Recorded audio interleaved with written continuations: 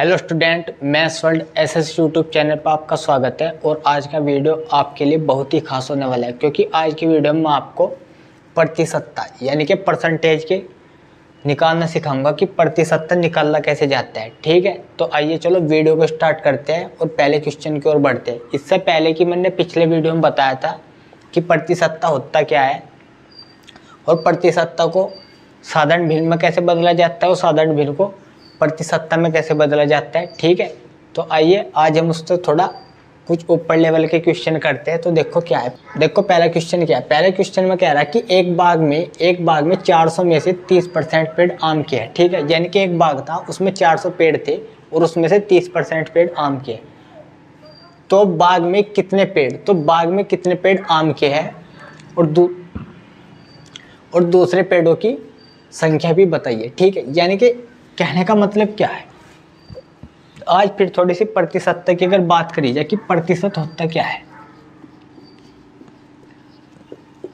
प्रतिशत, ठीक है, प्रतिशत इसका मतलब होता है 1/100। ठीक है, प्रतिशत का मतलब क्या होता है 1/2 ना जान का पहले आदमी जाने थे प्रति सैकड़ा, पहले आदमी जाने थे प्रति सैकड़ा। ठीक है, प्रति सैकड़ा का मतलब भी क्या होता था 1/100। ठीक है, सैकड़े का मतलब क्या होता है, सैकड़े का मतलब होता था 100। ठीक, यानी कि पहले आदमी भी ब्याज पर रुपए लेते। ठीक है, जब पहले आदमी ब्याज पर रुपए लेते तो मैं ये नहीं पूछे थे कि कितने प्रतिशत यानी कि कितने % पे पैसा मिलेगा। ठीक है, मैं पूछे थे कि प्रति सैकड़ा, और जो पैसे देने वाला भी था वो भी क्या जाना था, प्रति सैकड़ा। ठीक, प्रति सैकड़ा का उनका सीधा सा हिसाब था, यानी कि अगर किसी आदमी ने 100 रुपये लिए, अगर किसी आदमी ने 100 रुपये ले लिए ब्याज पर से किसी पर, तो वो पूछा जाता कि भाई कितने प्रति सैकड़ा पर पैसा देगा। ठीक है, उसने कह दे कि भाई मैं तो 10 प्रति सैकड़ा पर दूंगा, 10 प्रति सैकड़ा पर दूंगा, तो वो हिसाब लगा लेता वहाँ। 10 प्रति सैकड़ा का मतलब होता था यानी कि 100 रुपये पर कितने ले रहा, वो 10 रुपये ले रहा। जब 100 रुपये पर 10 रुपये ले रहा, तो जब उसे पैसे देने जाता लौटाने, तो कितने पैसे लेने जाता, 100 रुपये तो उसने ले रखे, 10 रुपये उस पर क्या होगा, ब्याज होगा। ठीक है, तो ब्याज होने के बाद में कितने रुपए देगा उससे, 110 रुपये। कितने रुपए देगा, 110 रुपये। ठीक है, पहले आदमी जानते मतलब प्रति सैकड़ा, तो प्रति सैकड़ा का मतलब क्या होता था कि मतलब प्रति सैकड़ा का मतलब भी होता था 1/100। ठीक है, और सैकड़ा का मतलब क्या होता था 100। जैसे आज भी हम पढ़ते हैं कि इकाई दही सैकड़ा। ठीक है, तो सैकड़ा का मतलब क्या आता है, 100 आता है। ठीक है, जैसे हमने लिख लिया इकाई, फिर यहाँ का दही, फिर यहाँ का सैकड़ा। ठीक है, अगर देखा जाए तो सैकड़ा का मूल्य कितना है, 100 है। ठीक है, तो कितने रुपए देते थे, मतलब जब अगर किसी आदमी ने 500 रुपये ले लिए, अगर किसी आदमी ने 500 रुपये ले लिए, ठीक है, अब 500 रुपये ले लिए, उसने कहा कि भाई 500 रुपये ले ले, कितने भाई मैं 5 प्रति सैकड़ा पर दूंगा, यानी कि 5 रुपये सैकड़ा पर दूंगा। तो 5 रुपये सैकड़ा का मतलब क्या होगा, तो 500 रुपये का 5 रुपये सैकड़ा यानी कि 100, यानी कि 100 रुपये पर 5 रुपये ले रहा, 100 रुपये पर 5 रुपये ले रहा। जब 100 रुपये पर 5 रुपये ले रहा तो 500 पे कितने लेगा, 500 पे कितने लेगा, सीधी सी बात है, जब 100 पर 500 ले रहा तो 500 पे लेगा 25 रुपये। कितने लेगा, 25 रुपये। कितने रुपये लेगा, 25 रुपये। ठीक है, तो जब वो सब पैसे लौटाने जाएगा, 500 तो उसने ले ही रखे। ठीक है, और 25 रुपये और ऐड कर लगा उस पर, तो कितने रुपये देगा जाएगा उसे, 525 रुपये उसके लौटाएगा। ठीक है, यानी कि 525 रुपये लौटाएगा। ठीक है, तो प्रति सैकड़ा यानी कि किसी भी चीज़ जो होगा, मतलब हमारा या रुपये होगा या कोई भी क्वेश्चन होगा उस टाइप ऑफ प्रतिशत। अब प्रतिशत का मतलब क्या है, अब देखो, अब क्वेश्चन को समझो, क्वेश्चन क्या है हमारा। ठीक है, अब प्रति सैकड़ा का पता लग गया हमारा।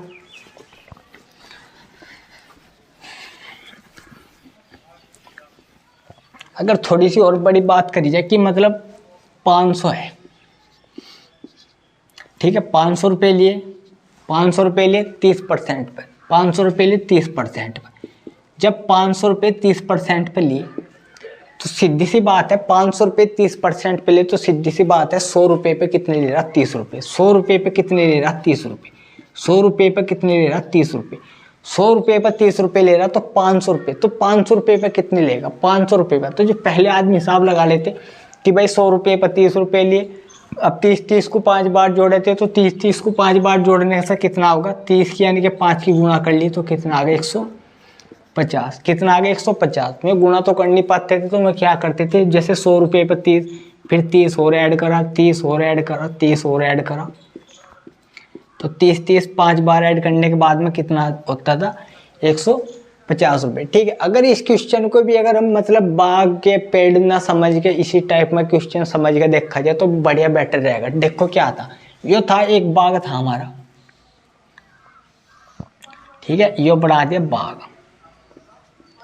ठीक है, इसमें पेड़ है हमारे कुछ, ये पेड़ है ऐसे मान लो, ठीक है, तो कुल पेड़ कितने हैं, कुल पेड़ है जो हमारे बाग में 400, कुल पेड़ है हमारे बाग में 400, कुल पेड़ कितने हैं बाग में हमारे 400 पेड़ है। ठीक है, अब जब कुल पेड़ बाग में 400 हो गए, अब हमें बता दे कि बाग में 2 प्रकार के पेड़ हैं, एक पेड़ तो हमारा आम का है, आम का, और दूसरा पेड़ का हमें नाम नहीं बता, पर दूसरा पेड़ हम अपनी तरफ से मान लो सेब का। ठीक है, दूसरा पेड़ अपनी तरफ से क्या मान लिया, सेब का। अब क्या कहानी है, अब उसने कहा कि बाग में कुल पेड़ 400 है, 400 पेड़ में से 30 पेड़ आम के है। ठीक है, यानी कि बाग में कुल पेड़ 400 है, 400 में से 30 पेड़ आम के। तो सीधी सी बात है, जब बाग में कुल पेड़ 400 है ना, बाग में कुल पेड़ 400 है और कितने 30%, कितने 30% पेड़ के हैं कि हमारे आम के। तो सीधी सी बात है, अगर बाग में हमारे 100 पेड़ है, अगर बाग में हमारे 100 पेड़ है, अगर बाग में हमारे 100 पेड़ है तो 30 पेड़ क्या है, क्या है उसमें 30 पेड़ है हमारे आम के, 30 पेड़ है हमारे आम के। अगर बाग में 1% मान लो, अगर हमारे बाग में 100 पेड़ है, अगर बाग में कुल पेड़ 100 है तो बाग में तो कुल पेड़ 100 हो गए, तो 100 में से 30 पेड़ क्या है, क्या हो गए आम के। जब बाग में 100 पेड़ है तो 100 पेड़ में से 30 पेड़ आम के हो गए, तो सीधी सी बात है 70 पेड़। तो सीधी सी बात है 100 में से 30 माइनस करेंगे तो 70 पेड़ क्या है, क्या आ जाएंगे हमारे, 70 पेड़ आ जाएंगे हमारे सेब के, 70 पेड़ क्या है, क्या आ जाएंगे हमारे सेब के। ठीक है, अब इसका अगर हम हिसाब से छोटा करके देखकर तो हमें यहाँ निकालने आम के पेड़ों की, हमें निकालना सबसे पहले निकाल लेंगे बाग में आम के पेड़ों की संख्या। यहाँ लिख लेंगे बाग में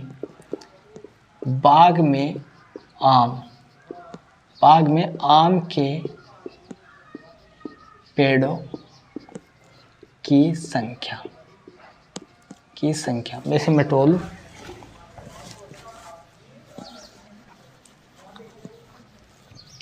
ठीक है, अब बाग में आम के पेड़ों की संख्या ज्ञात करनी। अब बाग में आम के पेड़ों की संख्या कैसे ज्ञात करेंगे, ज्ञात कर लेंगे 400 का 30%, 400 का 30%, क्या कर लेंगे 400 का 30%, हम डायरेक्ट घटा लेंगे। ठीक है, एकदम आंसर प्रतिशत वाला फॉर्मूला लगा के क्या करेंगे, डायरेक्ट एकदम आंसर निकाल लेंगे। अब 400 का 30% काटना तो कितना होगा, 400 कितना होगा, 400 गुणा 30, का मतलब होता है गुणा, का मतलब होता है गुणा 30 बटे 100, क्योंकि प्रतिशत जो होता है हमारा प्रतिशत, इसका मान कितना होता है 1/100, इसका मान कितना होता है 1/100 प्रतिशत, यानी कि प्रति सैकड़ा, इसका मतलब होगा 1/100। ठीक है, 0 से 0 तो कितना आएगा हमारा 120, कितना आएगा 120, यानी कि आम के पेड़, जो आम के पेड़ हैं, आम के पेड़ कितने हमारे 120 क्या है कि आम के पेड़ होगी। अब हमें पता लगा हमारे बाग में कुल पेड़ थे 400, बाग में कुल पेड़ थे कितने 400 में 120 पेड़ क्या है, क्या आगे आम के। बाग में से कुल पेड़ कितने थे 400, 120 पेड़ आम के हो गए। दूसरे पेड़ों की संख्या ज्ञात करनी, तो सीधी सी बात है यहाँ लिखेंगे दूसरे पेड़ों की संख्या, दूसरे पेड़ों की संख्या। अब टोटल कितने थे 400, कुल पेड़ थे 400। ठीक है, 120 क्या है कि आगे आम के। ठीक है, कुल 400 थे, 120 आम के हो गए, तो इसमें से सब माइनस कर देंगे, तो माइनस करने में 0 का 0 यहाँ हटा आएगा, यहाँ 3 में से कितना आएगा 280, कितना आएगा 280 पेड़ क्या है, क्या हो गए जो भी हमारे पेड़। तो चलो स्टूडेंट अगले क्वेश्चन की ओर बढ़ते हैं। अगला क्वेश्चन है हमारा, एक टोकरी में 30% सेब खराब है। ठीक है, यानी कि एक टोकरी थी उसमें 30% सेब खराब है। यदि टोकरी में 135 सेब खराब हो तो टोकरी में कुल कितने सेब थे। ठीक है, हमें ये नहीं पता, हमें नहीं पता कि टोकरी में हमारे कितने सेब थे। ठीक है, पर हमें इतना पता हमारी टोकरी में 30% सेब खराब थे। ठीक है, और सेब कितने खराब थे 135। ठीक, तो हम क्या मान लेंगे, हम क्या लिखेंगे, हम माना टोकरी में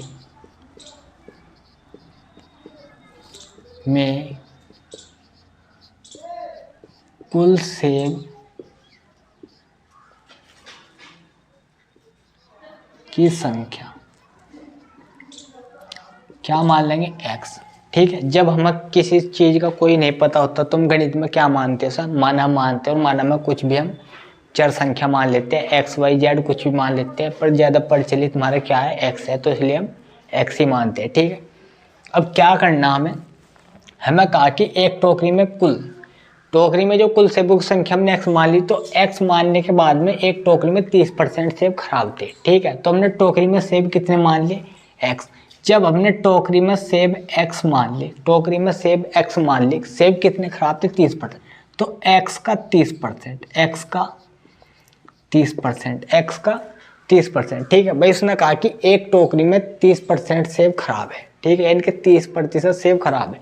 ठीक है, हमें ये तो नहीं पता कि टोकरी में सेब कितने थे, तो हमें ये नहीं पता कि टोकरी में कितने सेब थे, तो हमने माना टोकरी में सेब की संख्या बराबर क्या मान ली, x। ठीक है, गणित में जिस चीज़ का हमें पता नहीं होता, जिस अंक का हमें पता नहीं होता, तो उस हम क्या में मान लेते हैं, x में मान लेते हैं। ठीक, अब हमने क्या मान लिया, x, तो हमने क्या मान लेंगे, x का 30%। क्या लिखेंगे, x का 30%, क्योंकि टोकरी में सेब कितने आगे, अब टोकरी में सेब आगे हमारे x। जब हमारे टोकरी में सेब x आगे, तो x का क्या लिख ले, 30%, क्योंकि 30% हमारे खराब है। ठीक है, अब बराबर कुल सेब कितने हैं टोकरी में, कुल सेब है 135। कुल सेब कितने हैं टोकरी में, तो खराब सेब कितने हैं टोकरी में, बराबर,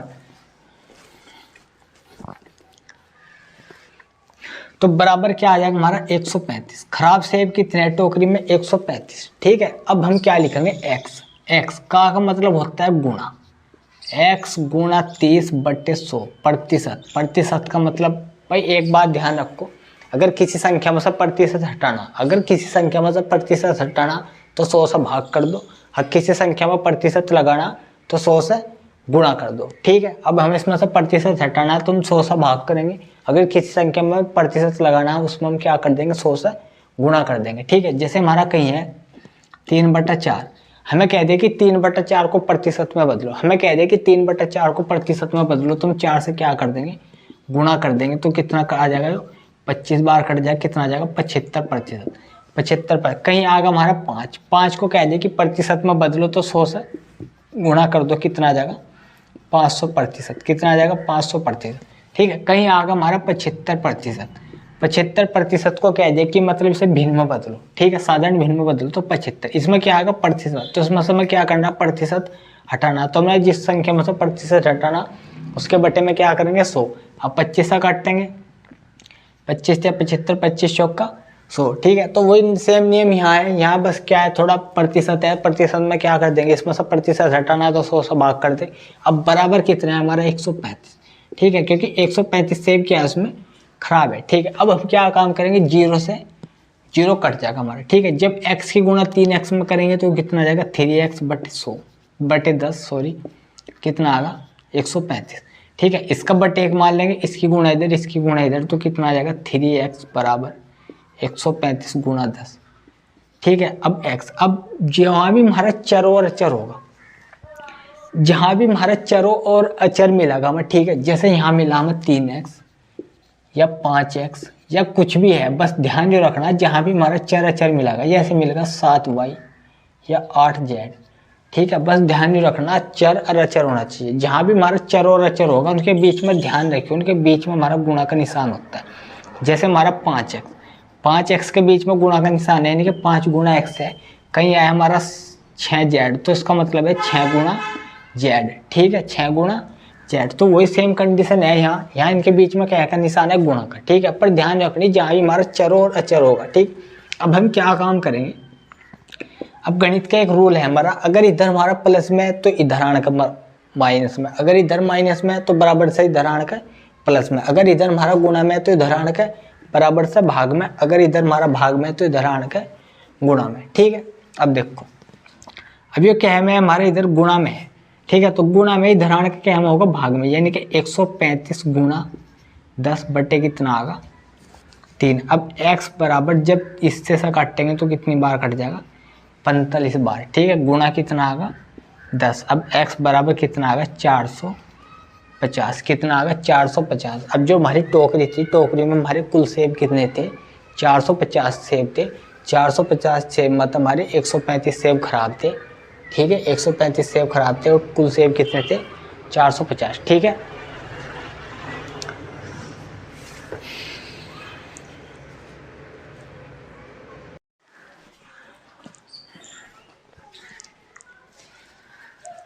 तो चलो स्टूडेंट अगला क्वेश्चन देखो। अगला क्वेश्चन भी बढ़िया क्वेश्चन है और समझ के देखो, करने की कोशिश करो कि क्वेश्चन है क्या, ठीक है। अब देखो क्या इन्होंने कहा कि ₹60, ठीक है। ₹60 में 6%, ₹60 में 6% की वृद्धि होने पर कितना परिणाम होगा, ठीक है। यानी कि हमारे पास 60 रुपये थे, हमारे पास 60 रुपये थे और 60 रुपये में क्या काम कर रहा हो, 6% की क्या करी, वृद्धि कर दी। अब 6% की वृद्धि करने के बाद में पूछा जा रहा है कि परिणाम कितना होगा, ठीक है। परिणाम कितना होगा। अब 6 यानी कि 60 रुपये थे हमारे पास, जब 60 रुपये थे हमारे पास तो 60 रुपये में 6% की वृद्धि। अब यहाँ लिख लेंगे कुल परिणाम, कुल परिणाम, कुल परिणाम। कुल परिणाम का मतलब क्या है, अगर यानी कि हमारे पास 60 रुपये थे, हमारे पास 60 रुपये थे। अब 60 रुपये में हम 6% की वृद्धि कर रहे हैं, यानी कि 60 तो थे हमारे पास, अब 60 में हमने 6% की और वृद्धि कर दी, यानी कि 60 का 6%, 60 का 6%, ठीक है भाई। 60 तो हमारे पास पहले से ही थी, अब 60 रुपये में हमने 6% और जोड़ा, ठीक है। 6% की और वृद्धि करी। जब 60 रुपये में 6% की और वृद्धि करेंगे तो 60 पहले से ही थे, अब 60 में जो 6% की वृद्धि कर गई वो उसमें क्या कर देंगे, जोड़ देंगे, ठीक है। अब क्या हो जाएगा हमारा 60 + 60 गुणा, ठीक है। अब का मतलब गुणा 60, 6 बटे कितना आ जाएगा 100, ठीक है। 6 बटे कितना आ जाएगा 100। अब 0 से हमारा 0 कटेगा तो बराबर कितना आएगा 60 + 6 × 36 बटा 10, ठीक है। अब क्या आ जाएगा हमारा 60 प्लस, ठीक है। जब 10 से सब भाग करेंगे तो कितना आ जाएगा हमारा 3.6, कितना आ जाएगा 3.6। अब कितना आ जाएगा 60 में जब इसे जोड़ेंगे तो कितना आ जाएगा हमारा 63.6।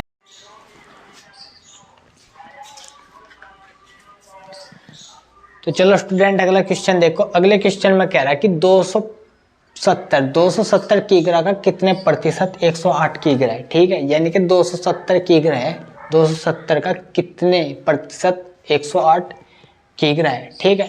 इस टाइप के क्वेश्चन सॉल्व करने के लिए सबसे आसान तरीका है, क्या तरीका है हमारा, तरीका ये है हमारा कि 270, हमने कहा कि 270 का कितने प्रतिशत 108 किग्रा है, ठीक है। यानी कि 270, अब हम जो 270 का कितने प्रतिशत, जब 270 का कितने प्रतिशत, अब हमें ये तो नहीं पता कि 270 का कितने प्रतिशत 108 किग्रा, वो हमें काटना है कि 270 का। तो गणित में जिसका हमें पता नहीं, जिसका में जिस अंक का में गणित में पता नहीं, तो उसे हम क्या मान लेंगे x, ठीक है। तो हम क्या लिखेंगे 270 का x प्रतिशत, 270 का x प्रतिशत बराबर कितना मान लेंगे 108, बराबर कितना मान लेंगे 108, ठीक है। अब 270 का x प्रतिशत यानी कि 270 का मतलब गुणा और x प्रतिशत, तो इसका मतलब क्या हो बटे में 100 बराबर कितना आएगा 108, बराबर बटे में बराबर में कितना आ गया 108, ठीक है। अब 270 का कितने प्रतिशत 108 किग्रा, तो हमने क्या लिखा 270 का x प्रतिशत बराबर 108, ठीक है। अब 0 से हमारा 0 कट गया, ठीक है। अब हम थोड़ा सोल्ट में लिखने की कोशिश करेंगे। अब हम हमारा कितना आएगा 270 x बटे 10 बराबर कितना आएगा 108, ठीक है। इसका बटे 1 मान लेंगे, इसकी गुणा इधर, इसकी गुणा इधर, तो कितना आएगा 27x बराबर कितना आ गया 108 गुणा 10, ठीक है। अब x बराबर कितना आएगा हमारा 108 गुणा 10 बटे कितना आएगा 27। अब 27 से 108 कितनी बार कट गया 4 बार, तो x बराबर कितना आएगा 40%, x बराबर कितना आएगा 40%। यानी कि अगर हम 270 का 40% काट दे तो कितना होगा हमारा 108 निकाल कर देखेंगे 270 का 40%, 270 का 40% तो निकालना कितना आएगा 270 गुना 40 बटे कितना आएगा 100, 0 से 0 कटिए तो कितना आ गया 108, कितना आ गया 108। ठीक है, अगर इसी क्वेश्चन को थोड़ा शॉर्ट में करना चाहे तो बड़े आराम से हो जाएगा। बड़े आराम से कैसे हो जाएगा, देखो 108 गुणा 100 बटे 270। ठीक है, अब 0 से हमारा 0 कटेगा। अब जब इससे 27 से 108 कटेंगे तो कितनी बार कटेगा, 4 बार। अब कितना आएगा हमारा 40%, कितना आएगा 40%। ठीक है,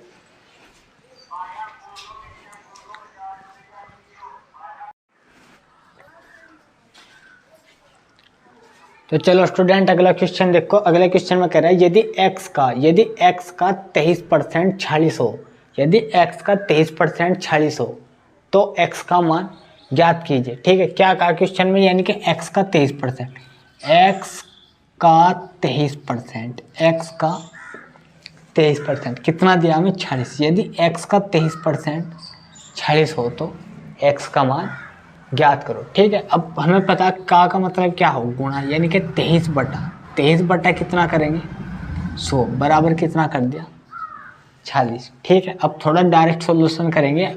x बराबर क्या करेंगे, इसका बटे एक माने क्रॉस गुणा कर देंगे, इसकी गुणा इधर, इसकी गुणा इधर।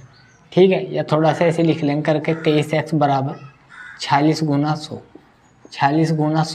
ठीक है, अब x बराबर कितना आ जाएगा हमारा, x बराबर आ जाएगा हमारा 40 गुना 100 बट्टे 23। x बराबर कितना आ जाएगा 40 गुना 100 बट्टे 23, तो x बराबर कितना आ जाएगा हमारा 2। x बराबर कितना आ जाएगा हमारा 2, तो x बराबर कितना आएगा 200। x बराबर कितना आएगा 200, यानी कि x का मान कितना आ जाएगा 200 आ जाएगा। ठीक है, ये क्या आ जाएगा, इसका आंसर आ जाएगा।